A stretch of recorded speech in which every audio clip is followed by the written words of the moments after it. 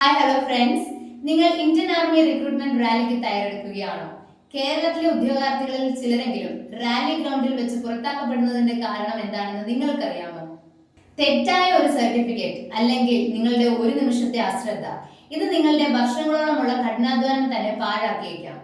അത്തരത്തിലുള്ള തെറ്റുകൾ സംഭവിക്കാതിരിക്കാൻ നിങ്ങൾ തീർച്ചയായിട്ടും അറിഞ്ഞിരിക്കേണ്ട പ്രധാനപ്പെട്ട കാര്യങ്ങളാണ് ഇന്നത്തെ ഈ ഒരു വീഡിയോ. ആദ്യമായി നമ്മൾ നോക്കാനായിട്ട് പോകുന്നത് റിക്രൂട്ട്മെന്റ് പ്രോസസ് എങ്ങനെയാണെന്നാണ്. ഈ ഒരു റിക്രൂട്ട്മെന്റ് പ്രോസസ് എന്ന് പറയുന്നത് രണ്ട് ഘട്ടങ്ങളിലായിട്ടാണ് നടത്തുന്നത്. സ്റ്റേജ് 1 എന്ന് പറയുന്നത് ഓൺലൈൻ കോമൺ എൻട്രൻസ് എക്സാമിനേഷൻ ആണ്.